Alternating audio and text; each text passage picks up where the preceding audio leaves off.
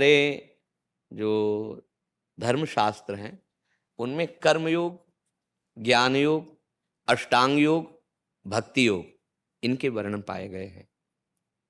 अष्टांग योग का अधिकारी जो ब्रह्मचर्य पुष्ट और 3 घंटा बिना हिले पद्मासन, सिद्धासन आदि में बैठ सके, बड़ा संभव है, क्योंकि यम, नियम, आसन, प्राणायाम, प्रत्याहार, ध्यान, धारणा, समाधि, न खान पान वैसा रह गया है, न शरीरों की स्थिति वैसी रह गई है। ज्ञान योग, ज्ञान के पंथ कृपान के धारा, परत खगेश लगे नहीं बारा, मैं स्थूल सूक्ष्म कारण नहीं हूं। तीनों शरीरों का बाध करके, त्रिभुवन की माया का बाध करके अपने स्वरूप में स्थित होना। वे हैं कुछ महापुरुष उस मार्ग में चल रहे हैं, पर बहुत कठिन है उसकी सिद्धावस्था में पहुंचना, क्योंकि देह भाव बहुत जन्मों से है, तो ये मिटता बिना गुरु कृपा के नहीं है, तो बड़ा कठिन मार्ग।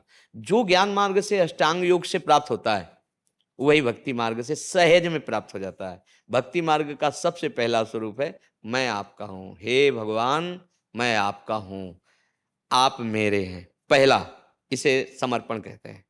और फिर जिनका हमने वर्ण किया है, कृष्ण, राम, हरि, शिव, भगवान एक ही हैं, उनके नाम रूप अलग अलग हैं, वो नाम हम जिह्वा से निरंतर जपे। तदर्पिता अखिलाचारिता, जितने भी आचरण हो होश में करें। गंदे आचरण करने वाला कभी भक्ति मार्ग में या भगवान को रिझाने में समर्थ नहीं हो सकता। हाँ, गंदे रहे हैं, अब लो नसानी अब ना नसो, अब चल जाओ, अब आप दौड़ पाओगे। लेकिन हम ये सोचे कि हम गंदा आचरण करते रहें, गंदा आहार करते रहें, और फिर हम भक्ति मार्ग में या किसी योग में, नहीं हो पाएगा।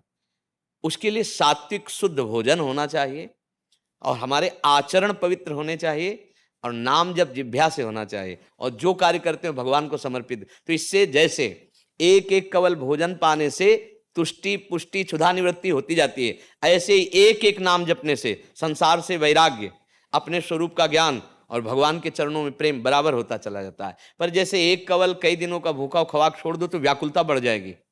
अभी तो सह रहा था, अब वो सह भी नहीं पाएगा, और जब आधा पेट होगा तब कुछ स्वाद आएगा। ऐसे ही जब नाम शुरू करोगे तो नाम पहले तुम्हें व्याकुलता पैदा करेगा, तुम्हारे पाप नष्ट करेगा। जब आप अच्छा नाम जपने लगेंगे, आधा पेट जैसे 12 घंटे, 24 घंटे में 12 घंटे नाम जप लिए, तब आप नाम का स्वाद आने लगेगा।